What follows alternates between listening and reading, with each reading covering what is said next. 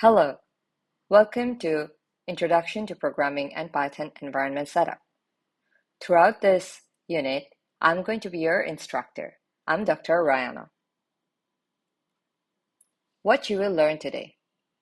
You are going to understand the analogy of programming and why Python is the perfect language to start with. Then you are going to know how to install Python and also set up VS Code on Windows or Mac.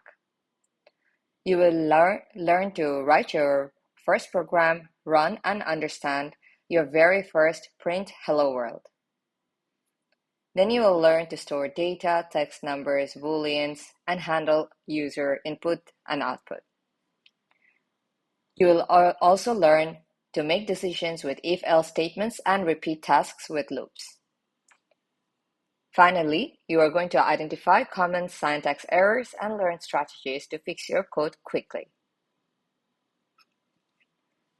By the end of this session, you will be able to explain fundamental programming concepts and Python syntax. The key concepts would be variables, the data types, control flow, and iteration.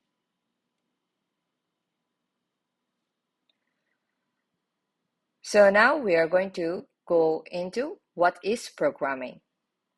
Here's a clear roadmap for you to refer to. What is programming? Programming is the art of writing exact step-by-step instructions for a computer to follow. It's like writing a very detailed recipe. Code transforms raw data, input, into meaningful results, output, using logical steps called algorithms. Computers cannot guess. They need explicit, unambiguous directions to perform even the simplest tasks correctly. Just like a chef follows a recipe to create a dish, a computer follows a program to perform a task. In this case, the ingredients are the input data for the programming, and then the step-by-step instructions are the code or algorithm. Specific time and temperature, those instructions for cooking, are the exact syntax for programming. And the final dish in the cooking part is basically the output or result for the programming. Navigation apps use the same logic as programming, following sequences, making decisions, and repeating actions. For example, it's going to have a sequence to follow the route steps, and then if the road is closed, what to do, take alternate route, and drive until arrived. So the while loop, and then destination reached. So the program is going to end. Programming is everywhere. The apps and devices you use daily are powered by code running behind the scenes. For example, an alarm clock app, it's going to check current time versus set time loop. ATM machine, it will secure input, database check, and cache output. Even food delivery app, it connects users, restaurant, and driver. Calculator, it also takes input numbers, then processes math logic. Your Instagram filter, it processes the image algorithms on Pixel. What computers are good at? Fast calculations. For example, computers can perform billions of complex mathematical operations per second with incredible speed and precision. Then repeating tasks accurately. They excel at iteration, performing the same task millions of times without getting bored, tired, or making errors. Then following exact instructions, a computer will execute your code exactly as written, line by line, ensuring consistent behavior every time. Then storing and retrieving data. They can store massive amounts of information in memory or storage and retrieve specific details instantly. Now, what computers are bad at? They're bad at guessing vague instructions. Because computers lack intuition, they cannot fill in the blanks or assume what you mean if instructions are incomplete. Understanding unclear language, human language is nuanced and ambiguous. Computers require strict syntax and logic to function, not metaphors. Handling missing details. If a single step or data point is missing, a program will often crash rather than improvising a solution. Then reading intentions. A computer does exactly what you say, as in code, not necessarily what you meant to achieve. So why do syntax matters? Because human language is flexible and context dependent, but code must be precise. Computers strictly follow rules and cannot guess your meaning. A single missing parenthesis, quote, or typo can break the entire program. Accuracy is not optional here, it's required. In Python, whitespace matters. Indentation explicitly defines blocks of code, like loops and functions, unlike braces in other languages. So why should you learn Python? Because it's readable and beginner-friendly. Python syntax reads almost like English. It removes complex punctuation, making it the perfect language for learning to code. Then it's used across many fields as well, from web development and automation to finance and scientific research. Python is a versatile tool used in every industry. Then you have access to thousands of free, pre-built libraries and get support from a massive global community of developers. This is perfect for quick experimental prototyping as well as building robust, scalable, real-world applications. Let's look at some of the use cases. Python is versatile, general-purpose language. Its rich ecosystem of libraries makes it the top choice for diverse fields, ranging from web apps to AI. For example, there is web development, where you can build robust backends and APIs using frameworks like Django and Flask. Then data analysis, for example, you can process, clean, and visualize massive datasets using Pandas and NumPy. And then AI or machine learning, where you can train intelligent models with libraries like scikit-learn and PyTorch. Then there is automation, script repetitive tasks, file management, and workflows to save time and reduce errors. Finally, the scientific computing. Solve complex mathematical problems in physics, biology, and engineering research. Here is Python in real life. So in data science and analytics, you can process huge data sets and visualize trends. It's generally used by analysts to predict market behavior and user patterns. Then is finance and fintech, powering high-frequency trading algorithms, risk analysis models, and secure banking systems. Education and research, the number one language for teaching coding and conducting complex scientific simulations. Then startups, business, and automation. It automates boring tasks and builds scalable products quickly for fast-moving startups and large enterprises. Why Python is great for beginners? As I mentioned earlier, it has simple readable syntax. It reads almost like English. It uses indentation instead of curly braces, making the code clean and easy to understand visually.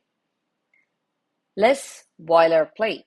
You write significantly less code to accomplish tasks. No complex setup or definitions are needed to just print "Hello World." The interactive REPL, the read eval print loop, allows you to type code and see results instantly, which is perfect for experimenting and learning fast. Strong docs and tutorials. A massive global community means you can find documentation, guides, and answers to almost any question immediately. Let's look at Python versus other languages. So Python is readable and concise, it's beginner-friendly, huge library support. Whereas our C++, Java, and JavaScript, C++ is also extremely fast, but it has complex syntax. Java is strictly structured, and it's verbose, a lot of code. And for JavaScript, it's web-focused, runs in browser. What you can build soon. By mastering the fundamental concepts like variables, loops, and logic, you will be ready to create functional programs like this, like a simple calculator, a quiz app, data analysis script, small game, or automation tool to rename files or send batch emails. Before installing Python, complete this quick checklist to ensure a smooth setup process. Check the operating system to see if you're using Windows 10 or 11 or macOS. Ensure you're having a stable internet connection. It's required to download the installer. You may need administrator rights to install the software. Always download from official source, the python.org, to avoid malware.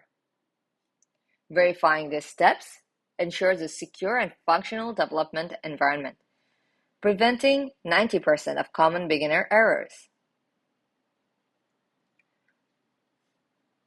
Now, here is a step guide for you to install Python on Windows.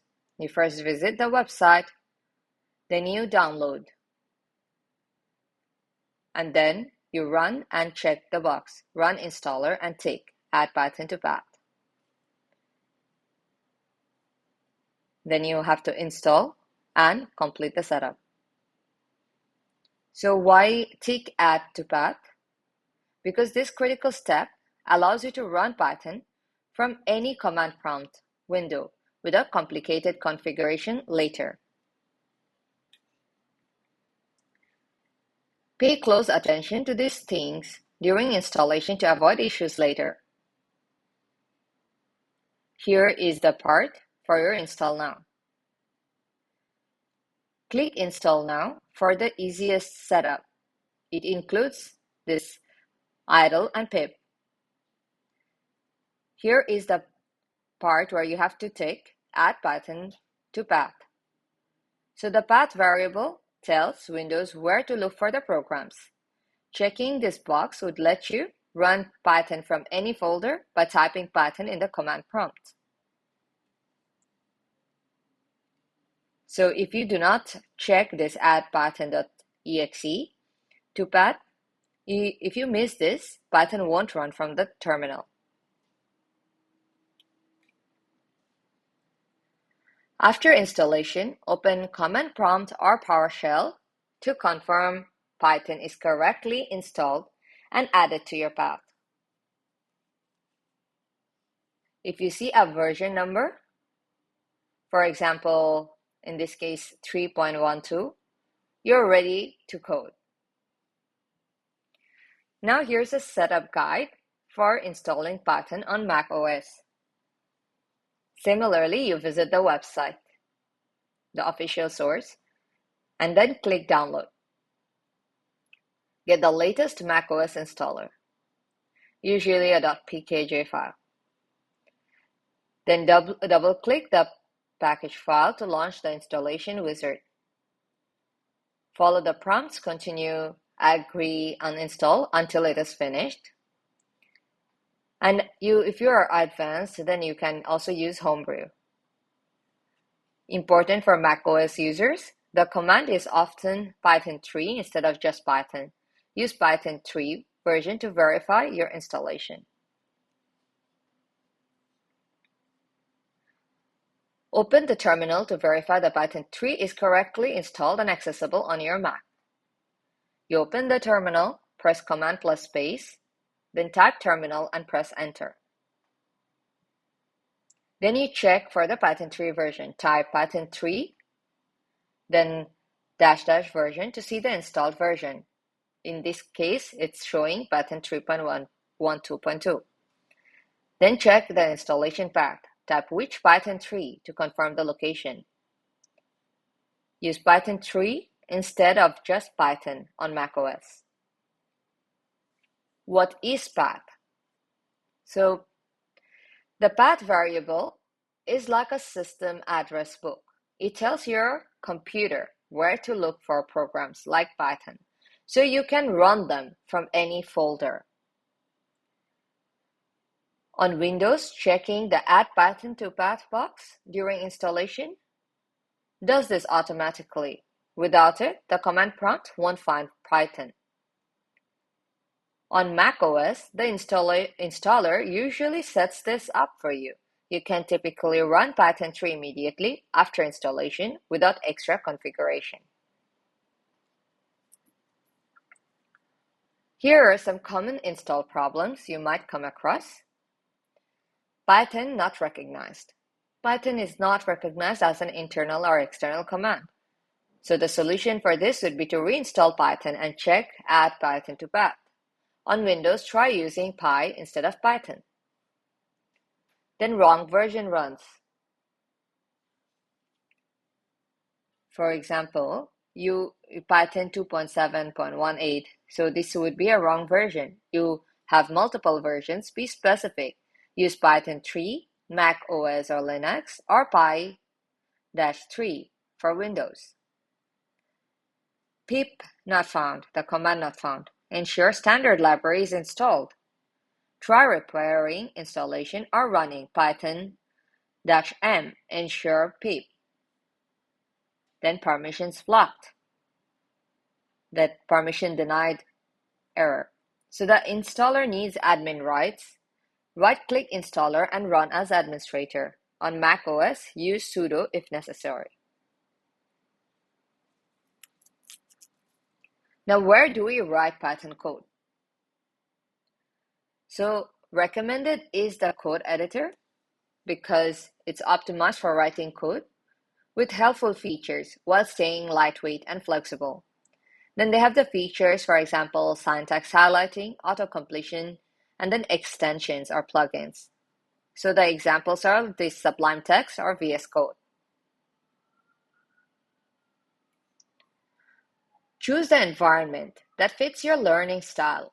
You can start simple and switch to more powerful tools as you grow. Here are some options for you. Idle, the standard library, it comes installed with Python. Zero setup required. Perfect for your very first lines of code. Then there's this VS Code editor. So it's lightweight, fast, and highly extensible. The industry standard for modern development.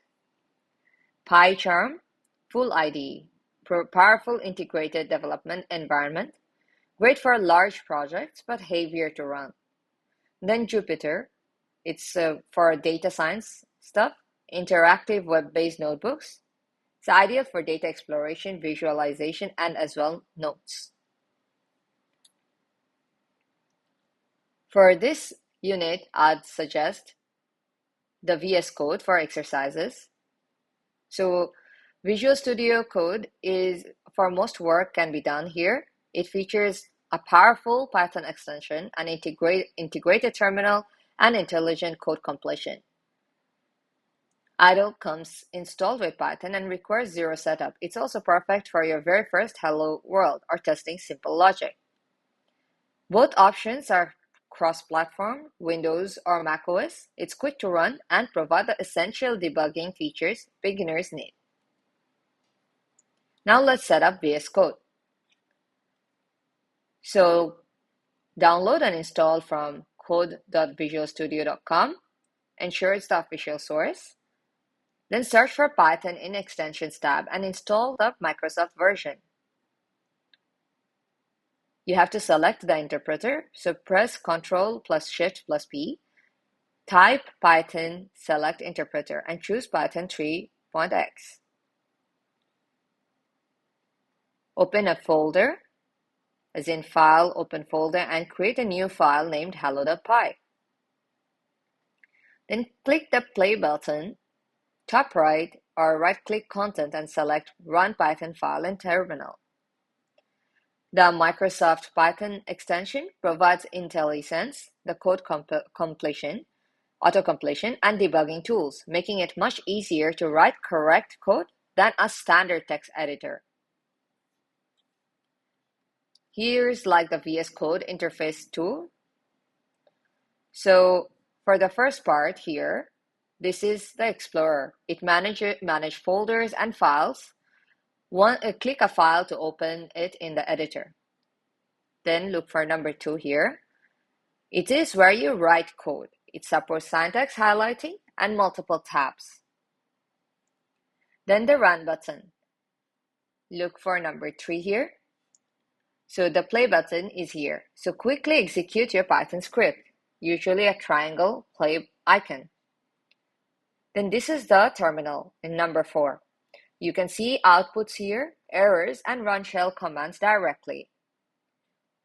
Now, the bottom part, the status bar, is this number 5. It shows current Python version, then line numbers, and also errors.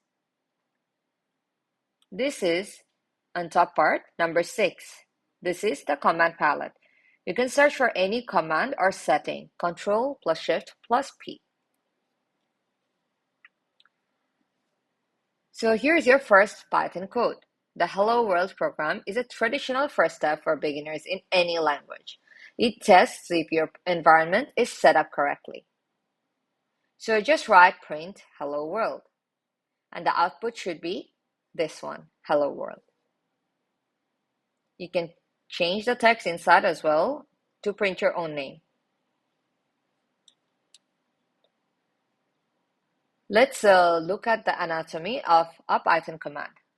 Here's the function. In this case, it's a simple print function. It's a built-in command that instructs Python to display output on the screen. It's an action word.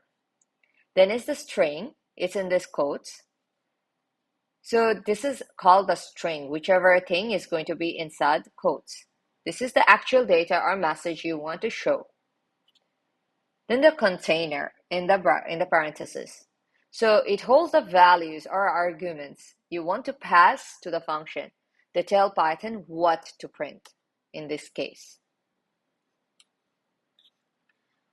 Now let's run the program. So once your file, for example, hello.py is saved, execute it using the terminal or your editor's built-in tools. Windows, it's the command prompt. So Python hello.py or py hello.py. And then Mac, it's going to be the terminal where you are going to put Python 3 hello.py, or the VS Code shortcut, so where you just click the play button in the top right or select Run Python file in terminal. Now let's look at the core concept. So input, processing, and then output. So input is basically the data received from the user typing or an external source file or database. Is the raw ingredients for your program. The logic and calculations performed by the code is the processing. This is where the computer thinks and manipulates the data. Then comes the output, the final result displayed to the screen.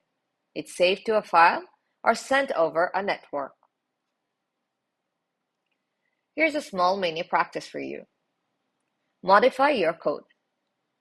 So replace hello world with hello, then your name.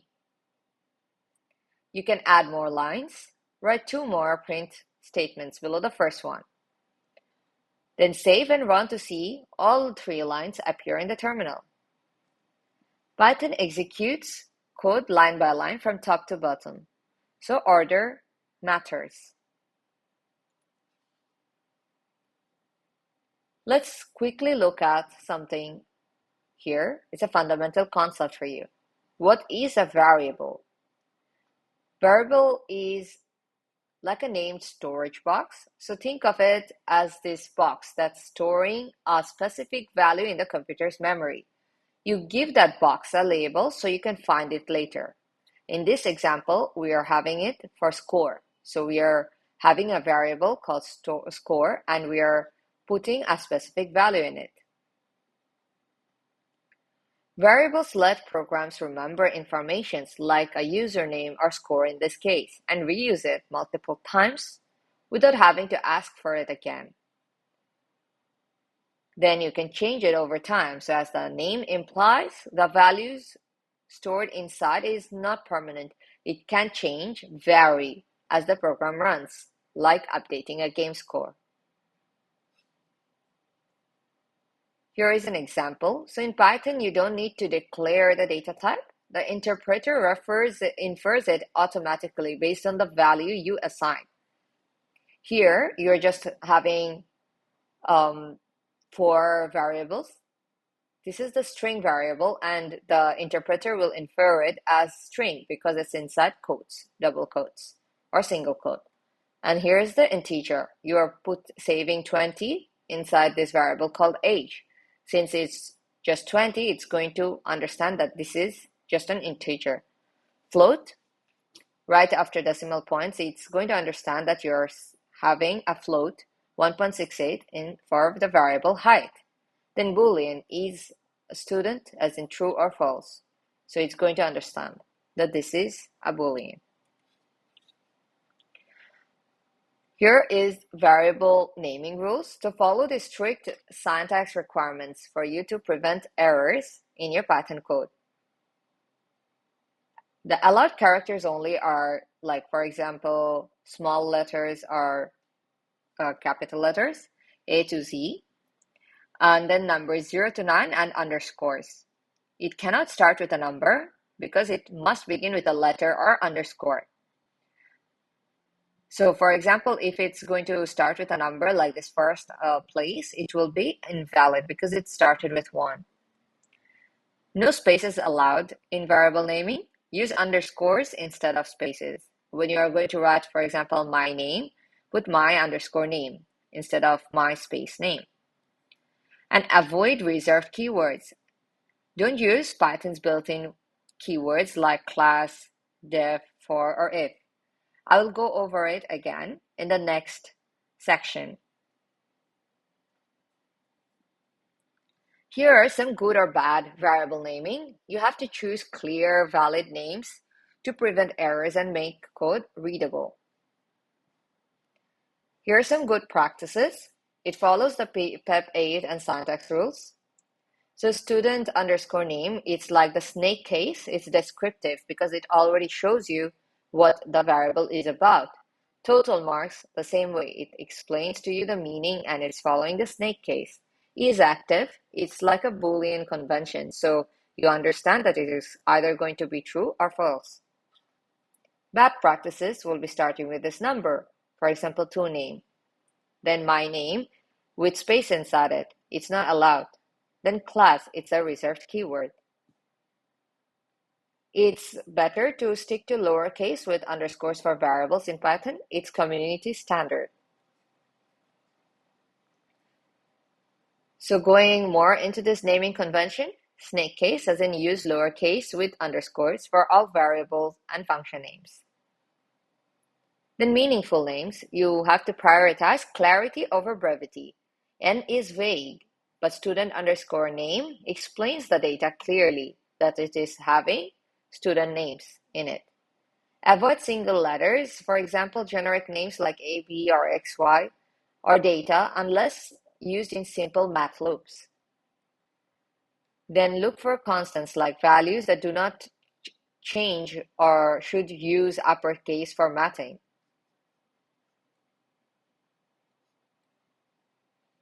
Here are the basic data types. Integer. So integers are whole numbers without a decimal point. It can be positive or negative. The examples are like 5, then minus 10, 42. Float or floating point is the numbers containing a decimal point for more precision. Example 3.14, 2.0, or minus 0.01. Strings are sequences of characters which are text wrapped in quotes. Example, hello, Python. Bool, which is Boolean, which are logic values representing truth states. Only two values exist, true or false. More complex types exist in Python, such as lists and dictionaries, sets and tuples. We'll go over it in our upcoming sections. Let's distinguish the basic data types, integers and floats. Here, the age equals 21 is an integer because this is whole number without any decimal point. Remember, it can be either positive, negative, or zero. It's used for counting items' ages or iterations. Then the price, which is 9.99, which is a float because it's numbers with a decimal point. Floating point refers to how the computer stores the decimal position. It's used for prices, measurements, and precise calculations. So let's see strings now. So how to handle text data in Python. So first is that you can wrap text in double quotes. Here, I'm putting my name, Rihanna, in double quotes. This is very common in programming languages. Single quotes also work. Python also accepts it. To Python, they mean exactly the same thing as double quotes. The key rule is consistency. If you start with a single quote, you must end with a single quote. Now let's quickly go over understanding Booleans. So the foundation of logic and decision making in Python. So for example, here it's is logged in, which is true. And we're setting it to true. So true or false is the only thing here, and has passed is false. So binary states. So a Boolean is representing one of two possible states, which is yes or no, like true or false, basically. And case sensitive, in Python, these values must be capitalized, the caps true and caps false. Writing with small letters, true or false, will cause an error. Booleans are essential for the control flow. They tell the computer whether to run a specific block of code, like inside an if statement. How to check a variable's type. So here you're going to see that I'm putting this function print and then putting type and x to find out what the variable type is. So here we are creating a variable first named x and assigning it the value 5. Python automatically recognizes this as whole number. The type function, it's the built-in type function. It inspects any object or variable and returns its class type. It asks Python, what is this? The result would be the output, the class int. It would, here you can see the output. It would confirm that x is storing an integer, which is a whole number.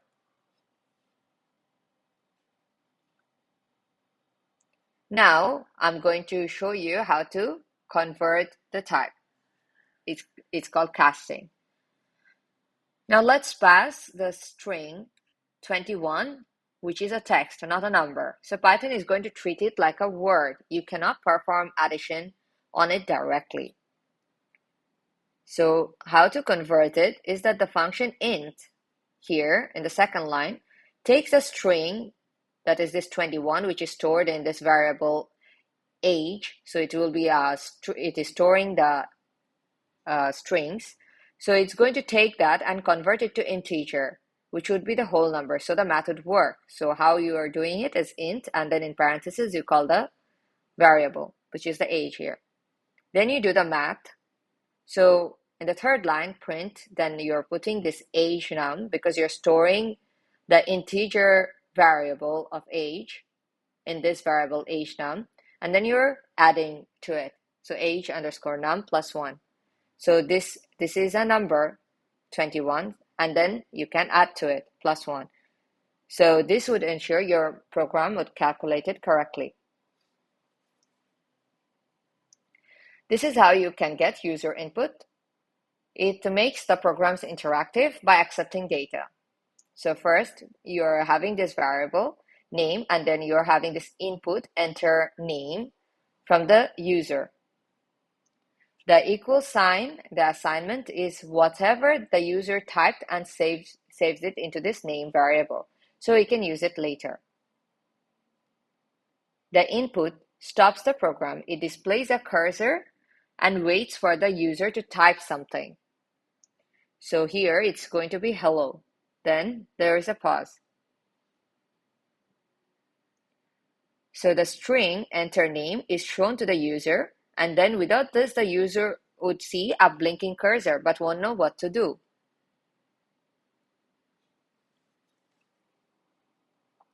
Input returns text. So the default is actually string. The input function always captures user's input as a string data type, regardless of keys are pressed. So even if the user is going to type 10, which is actually integer, the Python would receive it as string 10. This is why previously we're showing this age as 25. So even if a user types numbers like this 25, Python would see it as the text 25, and math operations would fail or behave like text concatenation. This is why we would need to explicitly convert it, the casting. To perform calculations, we have to convert the input using the int for whole numbers or float for decimals, like it's showing here. Int, then you're converting that variable and then adding 5 to it. Then here is the number input with conversion. You convert text input into usable numbers for calculation. Similarly, here its input would be, it's going to print first, enter your age, and after that cursor, it's going to wait for the user input. When the user is going to type in their age, it's going to cast it and save it as an integer. And then it's going to print that age, but with 1 added to it. So the integer function here is wrapping around the input.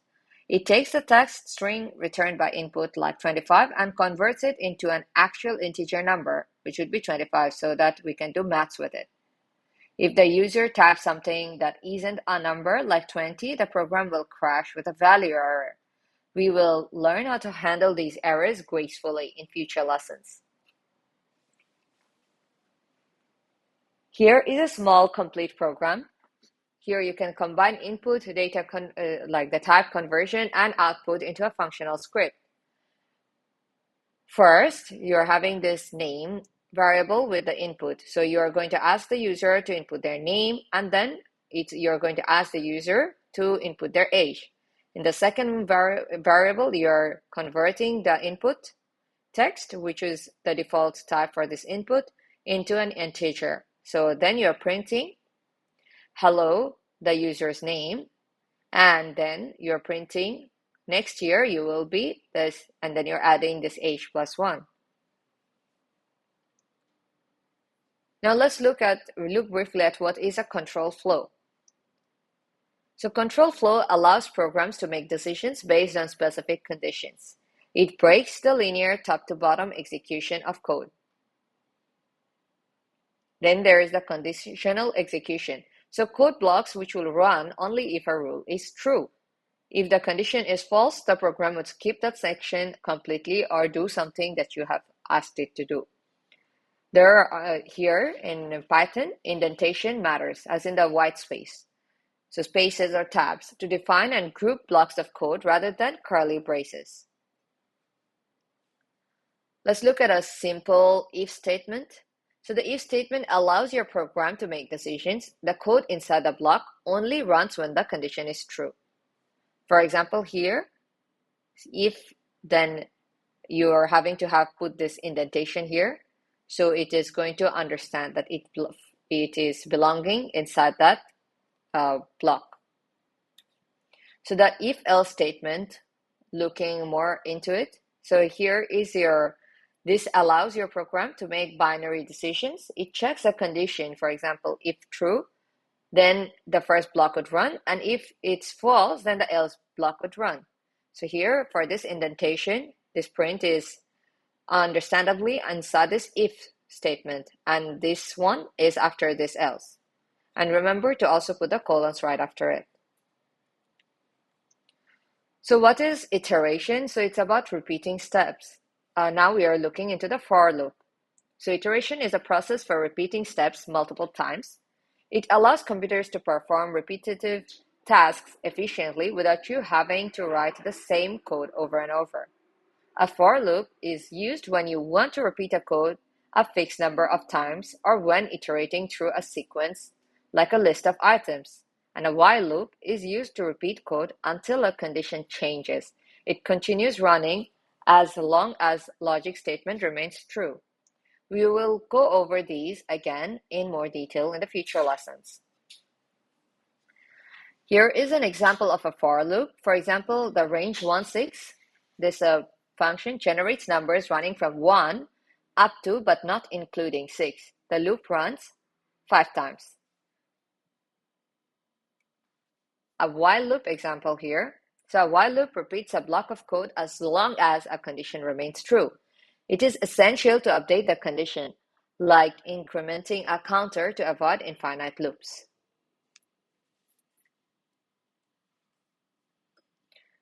Here are the common errors. So recognizing there's 4 common errors will save you hours of debugging.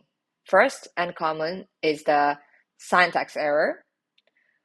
So here you're missing the parenthesis. Print hello world, it's missing it. So it is going to show you the syntax error occurs when Python doesn't understand the code structure, for example, missing parentheses or quotes.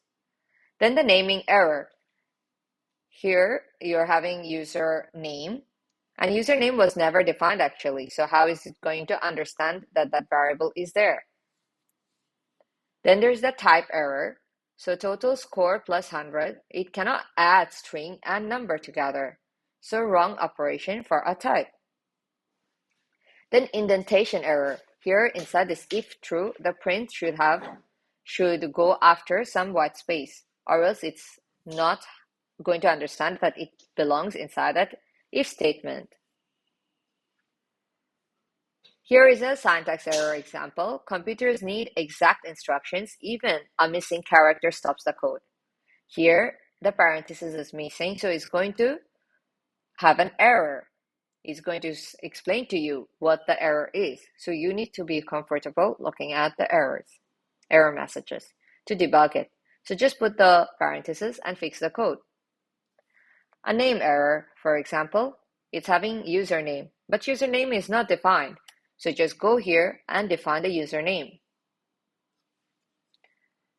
Let's recap this to verify your understanding before you move to the next one. So what is programming? Why do we need Python?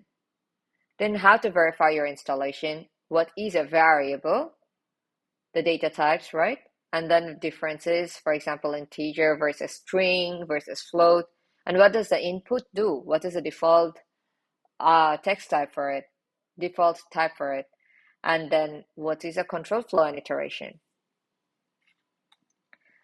Just like in the examples previously, try to make a quick code for yourself where you are going to ask for the user input and then an if statement to make a decision and then a loop to repeat a message.